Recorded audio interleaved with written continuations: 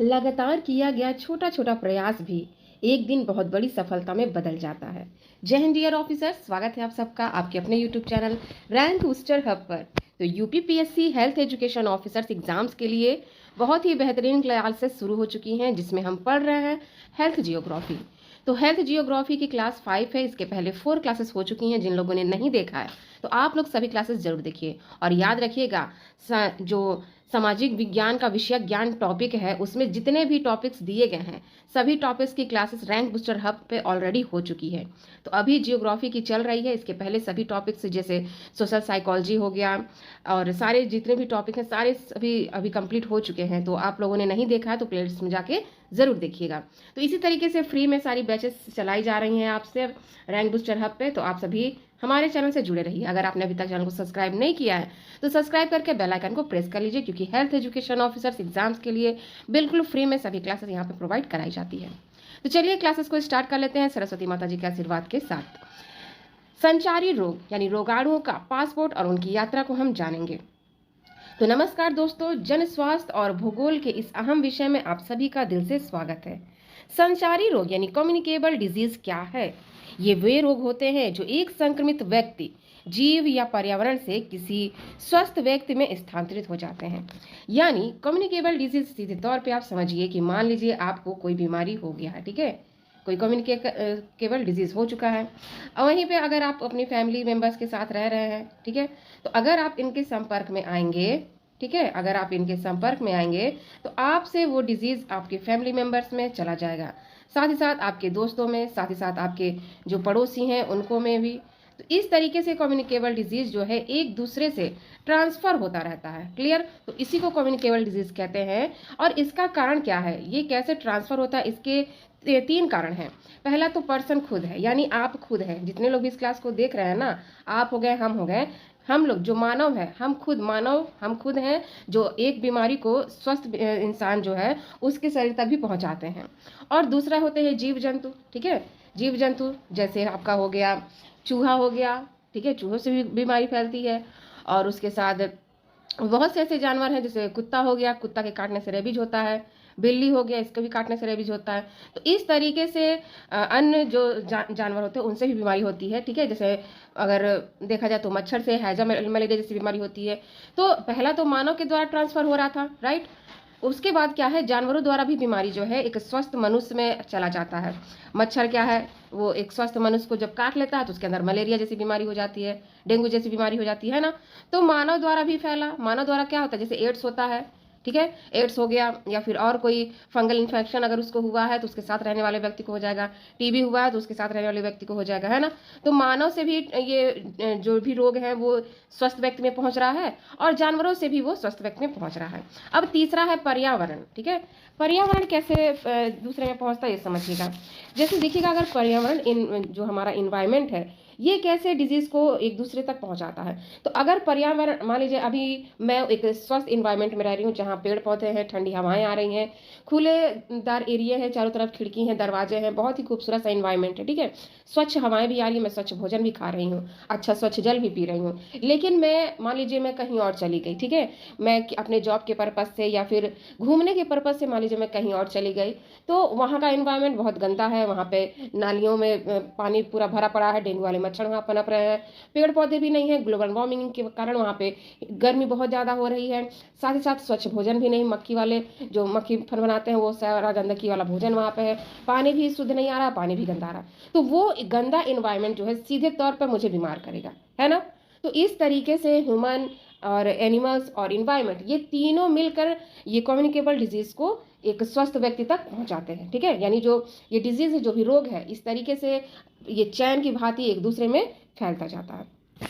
तो आपने समझ लिया कम्युनिकेबल डिजीज ये एक संक्रमित होता है जो एक व्यक्ति, जीव और पर्यावरण में एक स्वस्थ व्यक्ति तक ट्रांसफर होता जाता है। ओके, तो आज की क्लास का जो एजेंडा है वो है रोगाणु यानी फोटोजन। तो फोटोजन कौन है, इनकी पसंदीदा भौगोलिक स्थिति क्या है और दुनिया भर में सफर कैसे करते हैं, ये सब कुछ आज हम सीखने वाले हैं। तो जल्दी से आप सभी क्लास को लाइक कर दीजिए। तो स्टार्ट कर लेते हैं हम। जीवाणु जनित रोग यानी bacteria disease. The single celled ये जो होते हैं इसको हम समझेंगे कि इसमें बैक्टीरिया से होने वाले जो डिजीज होते हैं, बहुत बार मैंने बैक्टीरिया से होने वाले रोगों के बारे में आपको पढ़ाया भी है, बताया भी है। अगर आपने मेरी पहले ही क्लासेस ली हैं तो आपने बेहतर ढंग से समझा होगा। तो देखिएगा, जो जीवाणु होते हैं ये एक कोशिकीय जीव होते हैं। इसमें जो प्रमुख वोटेड होता है वो क्रिमिनल होता है, ठीक है। जैसे कि मान लीजिएगा टीबी रोग क्या होता है। टीबी जो है ये माइकोबैक्टीरियम ट्यूबरक्लोसिस, ठीक है। क्या होता है? जो टीबी का रोग होता है ये किस बैक्टीरिया के कारण होता है? प्रश्न सीधे तौर पे पूछता है आपसे, तो याद रखिएगा माइक्रोबैक्टीरियम ट्यूबरक्लोसिस के कारण होता है। ओके, और ये किस जगह पे फैलता है? टीबी जो है कैसे, किस इन्वायरमेंट में रहने से ज़्यादा तेजी से फैलता है? तो देखिएगा, ये भौगोलिक पहलू होती है जहाँ पे घनी आबादी और कम हवादार बस्तियों में हवा द्वारा तीव्रता से ये फैलता है। जैसे कि मान लीजिएगा जो मुंबई का स्लम एरिया है, या फिर दिल्ली हो गया, मुंबई हो गया, यहाँ पे एक ऐसी घनी आबादी होती है जिसको स्लम एरिया कहा जाता है, राइट।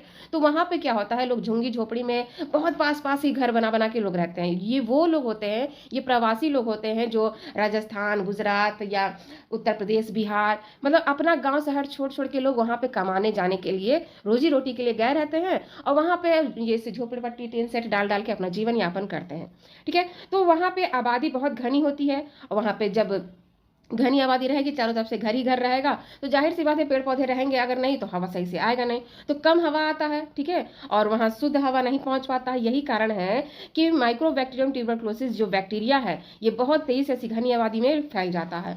और इसका उपचार क्या है, यानी जो टीबी रोग है इसका उपचार सीधे तौर पर डॉट्स प्रणाली का यूज होता है। अभी हम आगे डॉट्स प्रणाली को भी समझेंगे। अब देखिएगा हैजा, ठीक है, हैजा, इसको इंग्लिश में कॉलेरा रोग भी कहते हैं, ठीक है। और ये भी हैजा भी जो है ये बैक्टीरिया जनित रोग है, और ये वेब्रियो कॉलरी से होता है। और भौगोलिक पहलू ये है कि मान लीजिए बाढ़ आ गया या आपदा आ गई, तो बाढ़ या आपदा के बाद जो जल होते हैं, पीने वाले स्वच्छ जल क्या होते हैं, वो दूषित हो जाते हैं। साथ ही साथ भोजन की कमी भी हो जाती है, महामारियां भी आने लगती हैं, राइट। तो उस अशुद्ध जल के कारण जो लोग वहाँ के रहने वाले लोग हैं वो लोग उस पानी का प्रयोग करते हैं, उस पानी को पीते हैं, जिसके कारण हैजा जैसी बैक्टीरियल डिजीज लोगों में हो जाता है।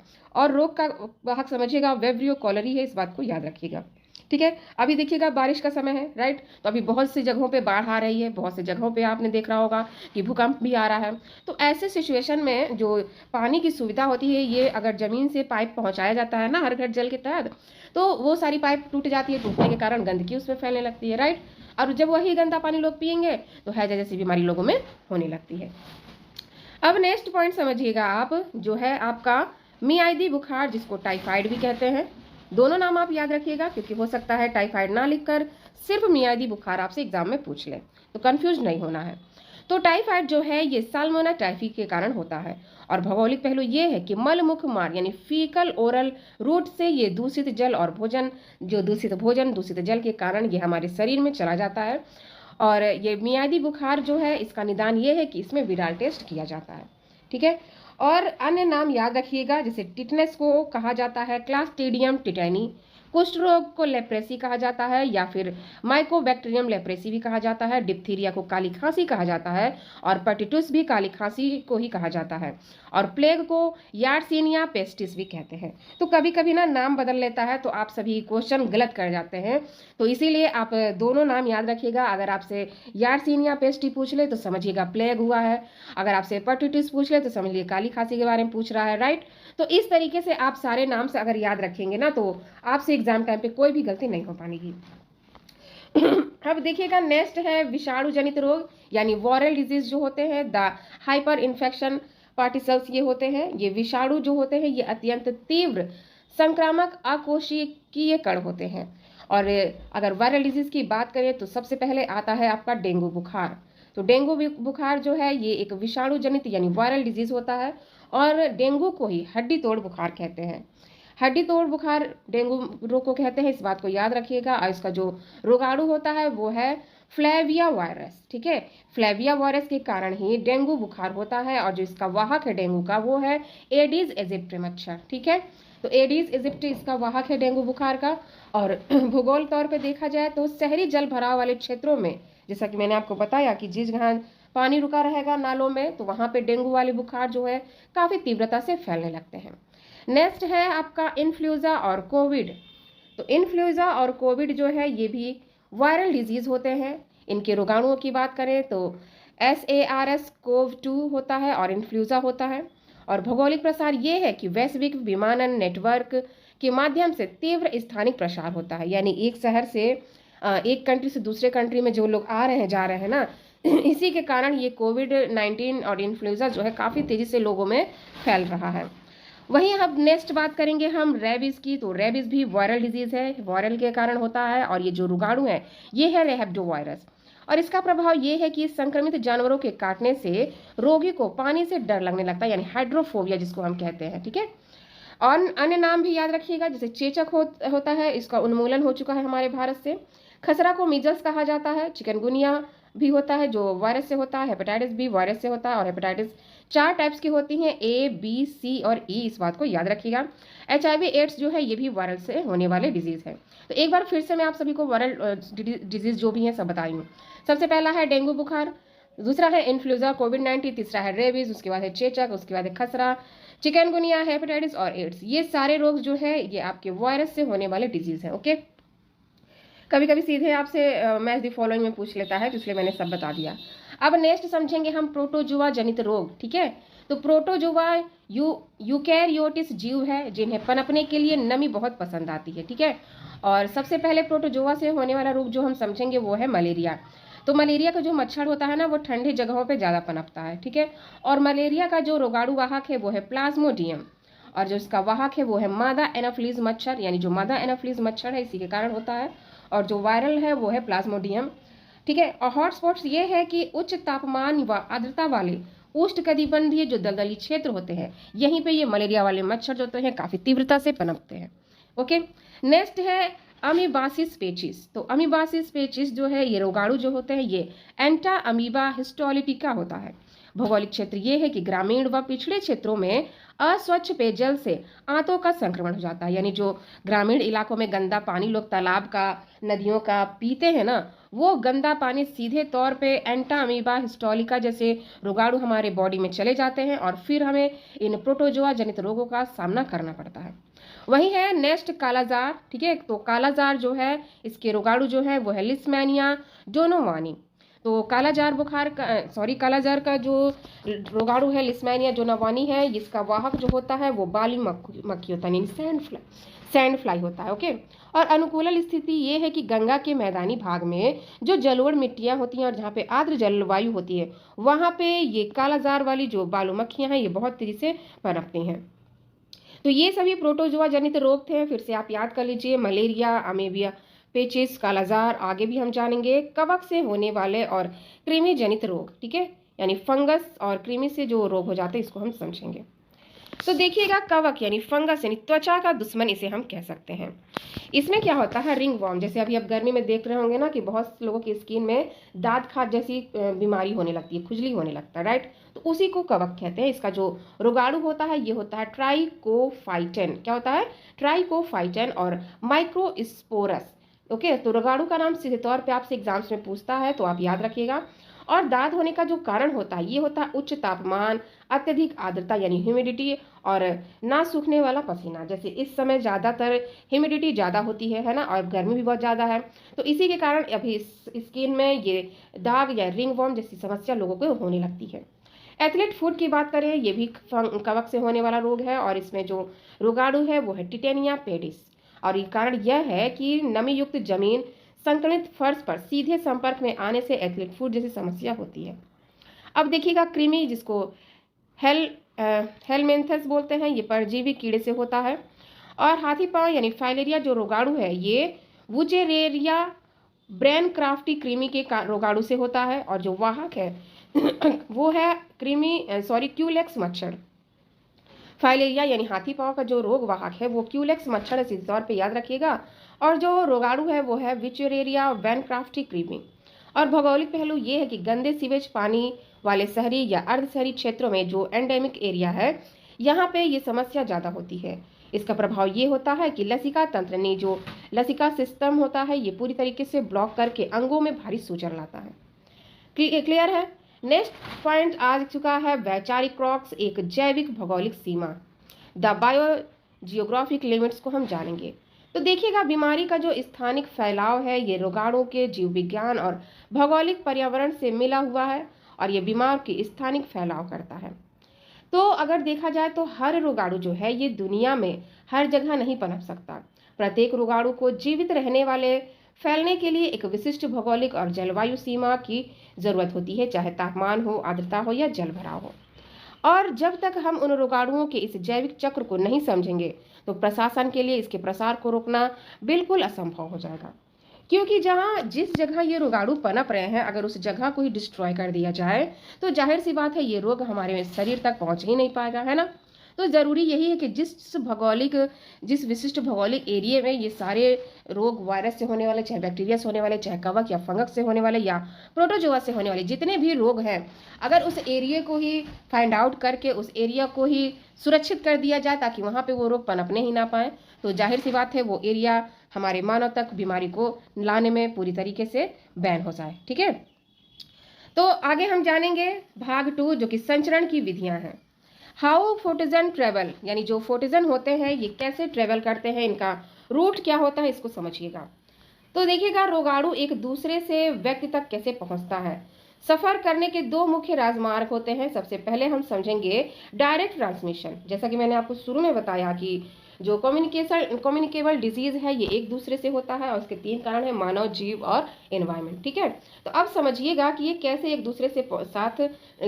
दूसरे में ट्रांसफर होते हैं। तो पहला है डायरेक्ट ट्रांसमिशन यानी प्रत्यक्ष संचरण। अब देखिएगा, डायरेक्ट ट्रांसमिशन का सीधा मतलब आप समझिएगा कि इसमें क्या होता है कि बिना किसी माध्यम के सीधे भौतिक संपर्क में आने से ये रोग फैलता है।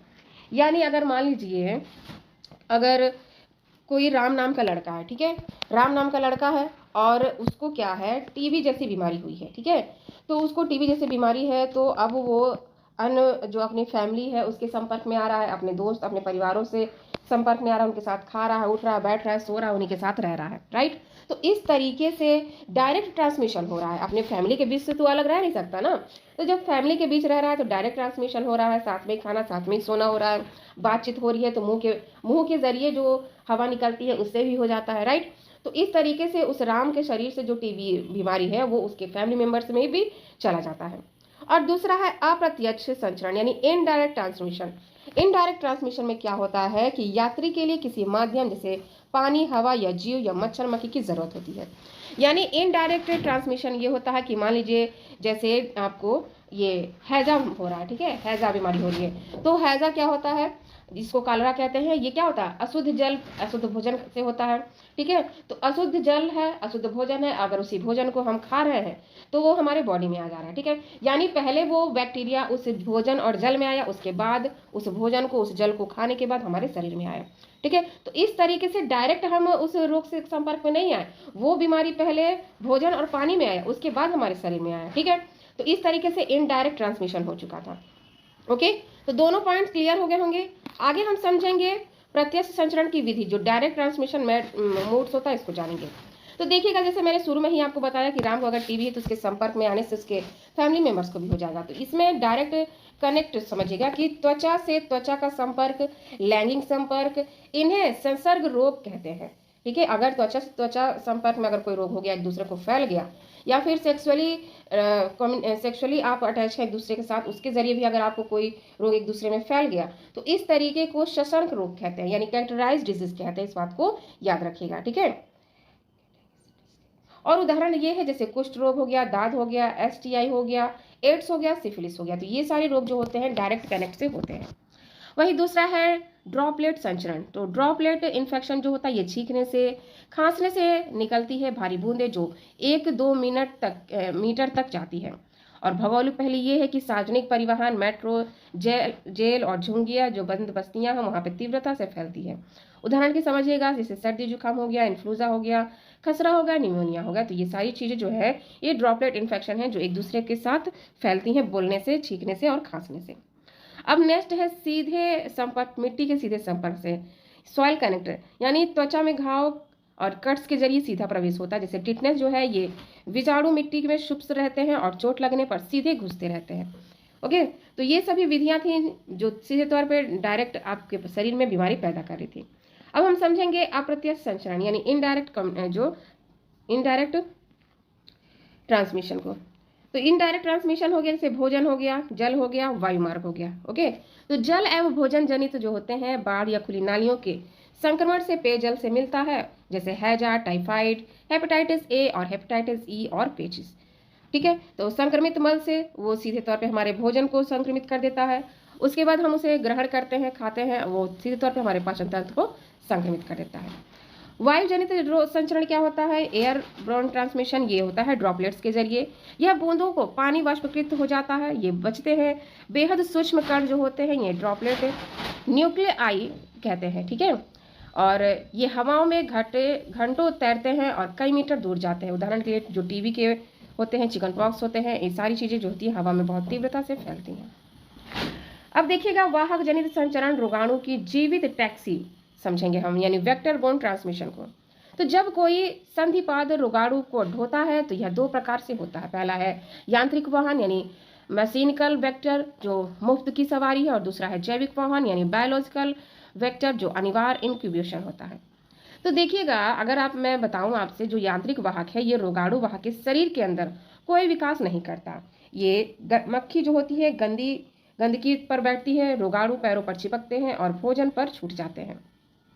उदाहरण के लिए जैसे घरेलू मक्खी हो गया, इनके द्वारा हैजा फैलता है। ठीक है, और वहीं समझते हैं हम जो ये जैविक वाहक होता है, जो रोगाणु को अपना जीवन चक्र पूरा करने के लिए वाहक के शरीर में भीतर एक निश्चित समय बिताना अनिवार्य होता है। इसका फैलाव पूरी तरीके से वाहक यानी जो मच्छर है इसके अनुकूलन, तापमान और आर्द्रता पर निर्भर होता है, जैसे कि मलेरिया। ओके, नेक्स्ट पॉइंट जानेंगे हम। मास्टर चार्ट आप सभी के सामने आ चुका है प्रमुख जैविक वाहकों के बारे में। तो मैच दी फॉलोइंग में इन प्रश्नों से सीधे क्वेश्चन पूछा जाता है, तो आप इन्हें कंठस्थ कर लीजिए पूरी तरीके से। वाहक है जो है ये मादा एनाफिलीज मच्छर है और इनसे मलेरिया रोग होता है, और ये संचारित रोग है सारे, ये याद रखिएगा। और भौगोलिक पर्यावरण में देखा जाए तो स्वच्छ ठहरा हुआ पानी 20 सेल्सियस से लेकर 30 सेल्सियस तापमान पे अगर ये है तो यहाँ पे मादा एनाफिलीज मच्छर की तीव्रता तेजी से बढ़ जाती है।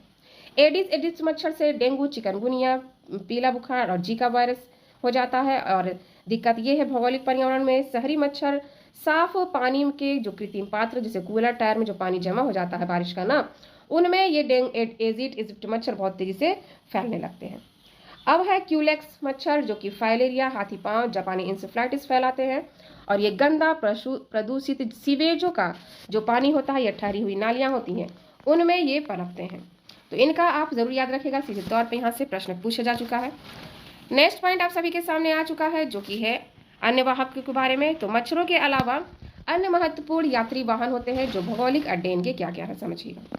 तो बालू मक्खी जो होती है इससे जो डिजीज होता है वो होता है कालाजार, और ये कच्ची मिट्टी के घर, जलोढ़ मैदानी भाग और उच्च आर्द्रता वाले एरिया में पनपती हैं जो बालू मक्खी होती है, सैंड फ्लाई जो होती है। ठीक है, सीसी मक्खी जो होती है ये अफ्रीकी निद्रा रोग होता है इससे, और उष्णकटिबंधीय अफ्रीकीय वन और झाड़ियों में पाई जाती है सीसी मक्खी।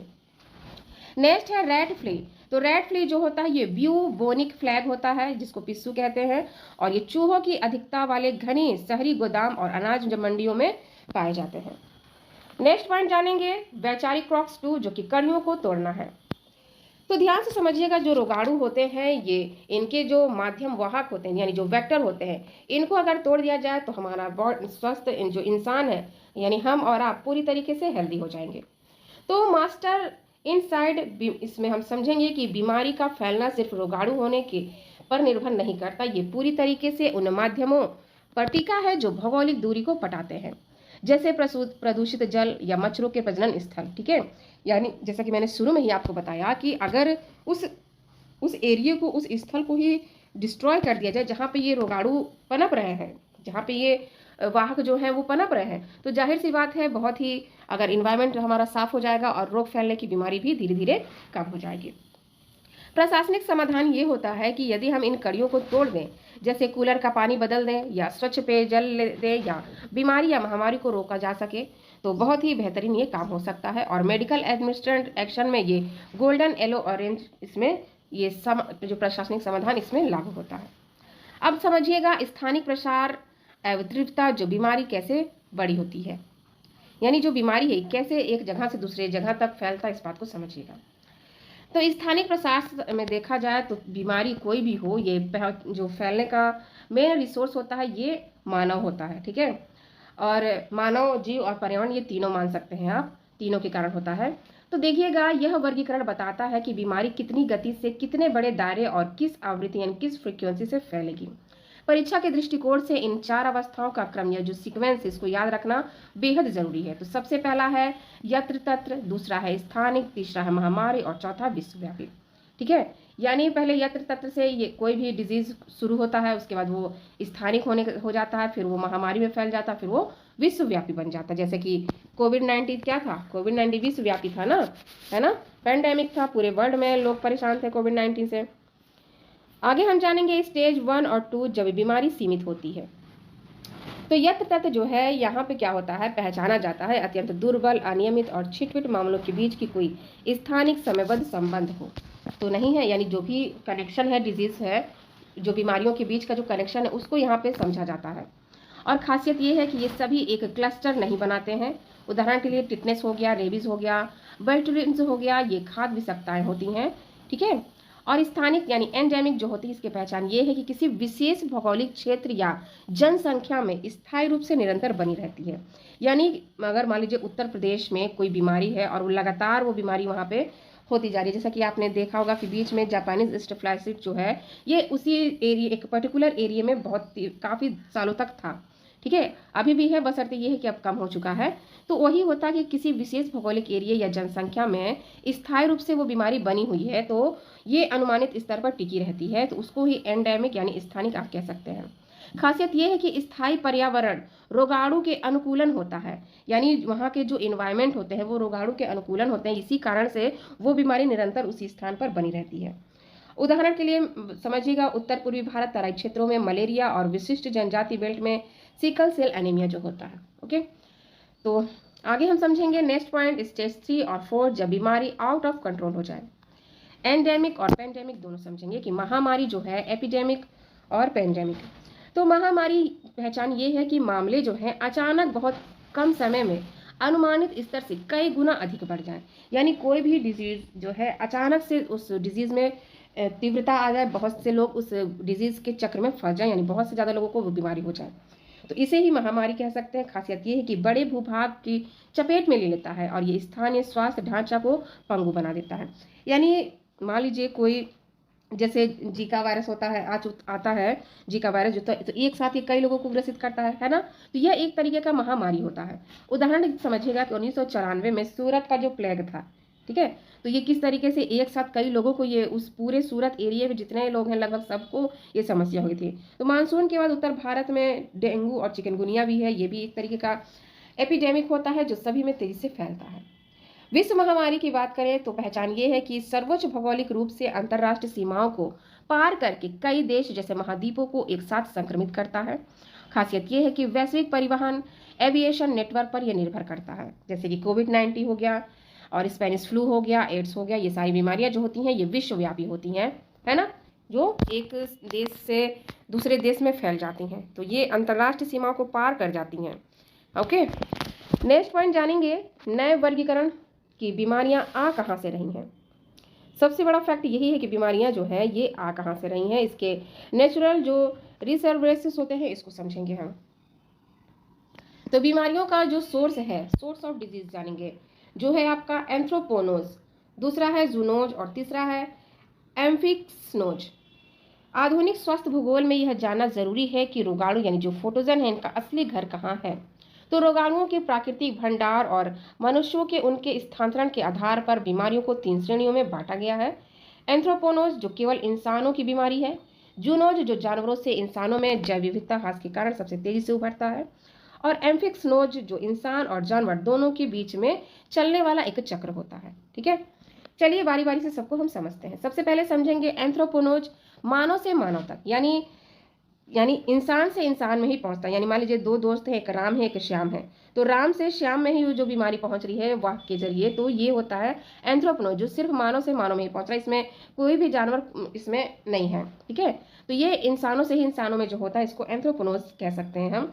और इसकी जो परिभाषा है, एंथ्रोपोनोज जो होता है वे संचारी रोग जिनका प्राकृतिक भंडारण केवल मनुष्य है। ठीक है, यानी एंथ्रोपोनोज का जो है, इसका जो मेन भंडारण जो होता है, रिसर्वेयर जो होता है वो मानव होता है, इस बात को याद रखिएगा। और प्रमुख विशेषता ये है कि यह बीमारी सिर्फ इंसानों में ही संचालित होती है। और याद रखिएगा, इसमें मच्छर जैसे वेक्टर शामिल हो सकते हैं, लेकिन जानवर जो होता है होस्ट नहीं होता है। और प्रमुख उदाहरण समझिएगा, जैसे मलेरिया हो गया या प्लाज्मोडियम केवल मानव और मादा एनाफिलीज मच्छर के बीच का चक्र पूरा हो करता है। इसी के साथ टाइफाइड हो गया, खसरा हो गया, तो ये सारे ऐसे रोग हैं जो मानव से मानव में फैलते हैं, ठीक है। और इसमें जानवरों को छोड़कर मच्छर को हम ले सकते हैं, ऐसी बात नहीं है, लेकिन जानवर इसमें शामिल नहीं है, इस बात को याद रखिएगा। अब देखिएगा, जूनोज जो उभरता हुआ सबसे बड़ा खतरा है। तो जूनोज जो होता है ये जानवरों से इंसानों में फैलता है, यानी हम लोग जो इंसान है ये इंसानों से, जैसे हो गया कुत्ता, भेड़ और ये चूहा, ठीक है, चमगादड़, सुअर, इन सारों लोगों से जो इंसानों में फैलता है। तो परिभाषा जूनोज की ये है कि जूनोज जो है वो संक्रामक रोग जो मूल रूप से कशेरुकी जानवरों में पाए जाते हैं, लेकिन प्राकृतिक रूप से इंसानों में ट्रांसफर हो जाते हैं। भौगोलिक कारण ये है कि जैव विविधता का ह्रास, वनों की सघन कटाई के कारण ये सबसे तेजी से बढ़ रहे हैं। और प्रमुख उदाहरण याद रखने के लिए ये है कि रेबीज जो होता है ये संक्रमित कुत्तों या सियार के काटने से डायरेक्ट हमारे शरीर में बीमारी पनपता है। प्लेग जो होता है ये जंगली चूहों, पिस्सू के माध्यम से रोग हमारे शरीर में जाता है, यानी मानव में जाता है। इबोला और निपोहा वायरस चमगादड़ और सूरों के माध्यम से सीधे इंसानों में पहुंच जाता है, ठीक है। तो जूनोज जो है ये जानवरों से इंसानों में फैलता है, इस बात को भी आप याद रखिएगा, ओके। और rabies, plague, Ebola, Nipah virus ये सब जानवरों से होने वाले डिजीज है जो हम मानव तक पहुंचता है। नेक्स्ट पॉइंट है एम्फीएक्सनोज। ये दुर्बल और जटिल चक्र होता है। इसमें निरंतरता जो है दोनों दिशाओं से चलता है, यानी मानव से पशुओं में, पशुओं से मानव में, ऐसा होता है इसमें। इसकी परिभाषा ये है कि एम्फीएक्सेनोज जो है ये रेयर बीमारियां होती हैं जो मनुष्य से जानवर और जानवर से मनुष्य दोनों में फैलती हैं। तो दोनों दिशाओं में ये समान रूप से चलती है, इस बात को भी याद रखिएगा। और विशेषता ये है कि मनुष्य और जानवर दोनों ही इसके स्थायी होस्ट बन सकते हैं। प्रमुख उदाहरण से समझिएगा, स्टेफिलोकोकस ऑरियस जो ये बीमारी है, जो इन्फेक्शन है, ये इंसान और जानवरों के बीच साझा संक्रमण से फैलता है। वहीं बोवाइन टीबी जो है ये विशिष्ट ट्यूबरक्लोसिस होती है जो गायों से इंसानों में और इंसानों से गायों में आसानी से फैल जाता है, ओके। नेक्स्ट पॉइंट जानेंगे हम स्थानिक विचरण विधाएं, how disease travel on a map. तो संक्रमक विचरण समझेंगे हम, जो इसका उद्गम केंद्र होता है यानी एपिसेंटर जो होता है, ये दूरी के क्रमिक पदानुक्रम के चारों तरफ फैलना, यानी पानी में पत्थर मारने जैसी लहर से ये होता है। उदाहरण से समझिएगा कि एक गांव में सटे हुए दूसरे गांव में अगर हैजा फैला है तो जाहिर सी बात है दूसरे गांव में भी वो हैजा रोग फैलने की जो समस्या है ये बढ़ जाती है। दूसरा ये है कि पदानुक्रमित विचरण यानी हेरारिकल डिफ्यूजन, ये होता है कि इसमें दूरी का नियम तोड़कर सीधे बड़े शहरों में कूदना, यानी जैसे कोविड-19 हो गया, वुहान से सीधे मुंबई, दिल्ली, न्यूयॉर्क वैश्विक विमान केंद्रों पर पहुंच गया, ये वुहान गांव में हुआ था पहली बार, ठीक है। यानी सीधे तौर पे एक बड़ी शहर से बड़े शहर में पहुंचता है, तो ये पदानुक्रमण डिजीज हेरारिकल डिफ्यूजन होता है। और इसका प्रशासनिक निष्कर्ष ये है कि ये विद्या तय करती है कि हमें स्थानीय सैनिटाइजेशन की जरूरत है या इंटरनेशनल क्वारंटाइन की जरूरत है, ओके। अब देखिएगा 21वीं सदी की नए चुनौतियां पुनः उभरते हुए रोग AMR को समझेंगे। तो इमर्जिंग और री इमर्जिंग और शुगर बक्स को समझेंगे हम। तो इसमें सबसे पहले जानेंगे उभरते हुए जो रोग है। इसमें क्या होता है, ये संक्रामक रोग जो EID जो बिल्कुल नए हैं और इनका दायरा बढ़ रहा है। और नेक्स्ट है जो अतीत को खत्म हो गया है पर लौट आया है। और तीसरा है जो रोगाणु प्रतिरोध, जब एंटीबायोटिक दवाएं काम करना बंद कर दें। तो 21वीं सदी में पर्यावरण और मानव व्यवहार में तीव्र बदलाव आए हुए हैं। जलवायु परिवर्तन, शहरीकरण से संचारी रोग के भूगोल में 3 नई खतरनाक श्रेणियों को जोड़ दी गई है। प्रशासनिक स्वास्थ्य नियोजन में देखा जाए तो हेल्थ प्लानिंग के लिए आज ये सबसे बड़ी चुनौती बन चुकी है, ओके। तो सबसे पहले हम इन तीनों चुनौतियों को जानेंगे। जो सबसे पहला है उभरते हुए संक्रामक रोग यानी इमर्जिंग इन्फेक्शन डिजीज। तो इसकी परिभाषा ये है कि जिनकी पहचान पिछले 2-3 दशकों में पहली बार हुई है, जिनका दायरा बहुत तेजी से बढ़ रहा है। और उत्पत्ति के भौगोलिक कारण ये है कि वनों की सघन कटाई, वन्यजीवों का अवैध व्यापार और मनुष्यों का अछूते पारिस्थितिकी तंत्रों में प्रवेश और जेनेटिक स्लिप ओवर के कारण ये होता है। खतरनाक उदाहरण में समझिएगा कि जो उभरते हुए संक्रामक रोग है ये होता है, जैसे कि आपका हो गया मंकी पॉक्स। तो मंकी पॉक्स जो है ये अफ्रीका के वर्षा वनों से निकलकर ग्लोबल हो रहा है, यानी पूरे विश्व में फैल रहा है। दूसरा है क्या सानूर फॉरेस्ट डिजीज, जिसको मंकी फीवर भी हम कह सकते हैं, ये भारत के पश्चिमी घाट जैसे कर्नाटका के जंगलों में पाए जाने वाला टिक जनित वायरस होता है। जीका वायरस भी इसमें शामिल है, जो कि एडिस मच्छर के फैलने से भ्रूण में माइक्रोसेफली यानी छोटा सिर विकार पैदा करता है। ठीक है, यानी अगर जीका वायरस हो गया तो जो छोटा बच्चा पल रहा है बॉडी में, उसका जो सर होता है वो छोटा होने लगता है। ठीक है, तो बहुत ही ये सारे जो डिजीज है ये ग्लोबल लेवल पर हो रहा है, और ये नए नए डिजीज है जो अभी पूरे संसार में धीरे धीरे फैल रहे हैं। और क्यों फैल रहे हैं? जंगल काटे जा रहे हैं, पेड़ पौधे काटे जा रहे हैं, इसी वजह से ये सब फैल रहा है। ठीक है, मंकी पॉक्स हो गया, क्यूसानूर फॉरेस्ट डिजीज हो गया, जीका वायरस हो गया। अब देखिएगा, पुरानी बीमारियों की वापसी भी शुरू हो चुकी है देखा जाए तो इसकी परिभाषा ये है कि वे स्थापित बीमारियां जो अतीत में टीके दवाइयों से लगभग खत्म कर दी गई थी, लेकिन अब म्यूटेशन या लापरवाही के कारण फिर से वह महामारी के रूप में ले रही हैं। भौगोलिक कारण ये है कि अनियोजित शहरीकरण, सीवेज सिस्टम का ठप होना, एंटी वैक्सीन या टीकाकरण विरोधी सामाजिक प्रवृत्तियों का उदाहरण है। ठीक है, और इसमें समझिएगा आप कि जैसे खसरा हो गया, ये विकसित देशों में टीकाकरण के दर से यह संक्रमण रोग फिर से एक क्लस्टर बन चुका है। और काली खांसी जिसे पर्टूटिस कहते हैं और डिप्थीरिया जो है ये भी विकसशील देश जैसे मलिन बस्तियों वाले पॉकेट को दोबारा से उभार रही हैं। ऐसा क्यों हो रहा है? जो पुरानी बीमारियां थी जिनको समाप्त कर दिया गया था लगभग, वो फिर से क्यों हो रही हैं? इसके पीछे का सीधा इफेक्ट यही है, हमारा इन्वायरमेंट, ये समझिएगा। ठीक है, आगे हम जानेंगे स्वस्थ भूगोल का अदृश्य दुश्मन क्या है। ओके, तो देखिएगा, सुपर बग्स जब बैक्टीरिया, वायरस या फंगी बदल जाते हैं और एंटीबायोटिक दवाइयों के प्रति रोधी हो जाते हैं, तो यह स्वस्थ भूगोल के लिए सबसे घातक और वर्गीकरण हो जाते हैं। बहुदवा प्रतिरोधी तपेदिक समझेंगे, एमडीआर टीबी, ये स्थिति जब टीबी का जीवाणु दो अग्रिम पंक्तियों की सबसे गतिशील दवाओं जैसे आइसियोयाडीज और सेफेरिपिसिन के प्रतिरोधी हो जाए। और भौगोलिक संकेंद्रण ये है कि यह उन क्षेत्रों में अधिक पाया जाता है जहां मरीज गरीबी और जागरूकता की कमी के कारण डॉट्स का पूरा कोर्स बीच में ही छोड़ देता है। ठीक है, यानी उसको पहले से एड्स है, वो अपना इलाज डॉट्स के जो है उससे करवा रहा है, लेकिन उसने डॉट्स जो जो जिसके जरिए वो अपने बीमारी को ठीक कर रहा है वो बीच में ही छोड़ दिया। तो ये सारी जो दवाइयाँ हैं, बीमारियाँ हैं, वो वापस से शरीर में एक्टिव होने लगती हैं। ठीक है, नेक्स्ट है व्यापक दवा प्रतिरोध तपेदिक यानी XDR-TB, द एक्सट्रीम्स थ्रेट के बारे में समझेंगे। इसमें क्या होता है कि यह MDR-TB से भी अधिक घातक अवस्था होती है। इसमें टीबी का जीवाणु आइसोनियाडिस और रिफैप्टिसिन को यह हराता है, बल्कि किसी भी फ्लोरोक्विनोन कम से कम एक द्वितीय पंक्ति के इंजेक्शन वाली दवा के प्रति भी प्रतिरोध हो जाता है। प्रशासनिक चिंता यह है कि इसका इलाज जो है अत्यंत कठिन और खर्चीला होता है, जिससे स्वास्थ्य बजट और संसाधन पर भारी दबाव पड़ता है। तो ये डबल बैरियर को क्रॉस करके ये धीरे धीरे हमारे बॉडी में और भी फैलता जाता है। ठीक है, नेक्स्ट है समाधान कुंजी। इसका समाधान क्या है? तो वन हेल्थ की संकल्पना ली गई है, जिसमें एकीकृत वन हेल्थ निगरानी इसमें होता है, यानी मानव स्वास्थ्य, पशु स्वास्थ्य और पर्यावरण स्वास्थ्य, इन तीनों के देखकर हमारे हेल्थ को सुधारने का काम किया जा रहा है। तो उभरते हुए रोगों और सुपर बग्स को रोकने के लिए सिर्फ इंसान का इलाज काफी नहीं है, दुनिया में अब वन हेल्थ मॉडल को अपनाया जाना चाहिए। सिद्धांत ये है कि मानव स्वास्थ्य, पशु स्वास्थ्य और पर्यावरण स्वास्थ्य एक दूसरे से पूरी तरीके से जुड़े हुए हैं, और प्रशासनिक अनुप्रयोग ये है कि स्वास्थ्य शिक्षा अधिकारी के रूप में महामारियों को रोकने के लिए स्वास्थ्य विभाग, पशुपालन विभाग और पर्यावरण विभाग एक साथ मिलकर संयुक्त निगरानी करने होगा, तभी इन सारी चीज़ों को हम सुधार कर वन हेल्थ जो हमारा मॉडल है इसको हम कंप्लीट कर पाएंगे। ओके, तो ये थे आपके बेहतरीन टॉपिक। आज की क्लास आप सभी को कैसा लगा कमेंट बॉक्स में ज़रूर बताइएगा। तो हेल्थ जियोग्राफी की 5th क्लास हो चुकी है। इसी तरीके से सारे टॉपिक्स जो बचे हुए हैं धीरे धीरे हम कंप्लीट कर रहे हैं। अभी समय है, इसके बाद जैसी थ्योरी कंप्लीट होगी हम MCQs आप सभी के लिए लेकर आएंगे। तो rank booster hub YouTube channel से जुड़े रहिए। अगर आपने अभी तक चैनल को सब्सक्राइब नहीं किया है तो सब्सक्राइब करके बेल आइकन को प्रेस कर लीजिए, क्योंकि बिल्कुल फ्री में आपको हेल्थ एजुकेशन ऑफिसर्स एग्जाम्स की तैयारी कराई जा रही है।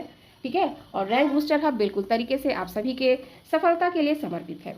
अगर आपने रैंक बूस्टर हब ऐप को डाउनलोड नहीं किया है तो डाउनलोड कर लीजिए, क्योंकि उस ऐप में आपको हेल्थ एजुकेशन ऑफिसर एग्जाम से related practice set, mock test और इनफैक्ट शॉर्ट टाइम में रिवीजन करने के लिए ई नोट्स भी प्रोवाइड कराया जा रहा है।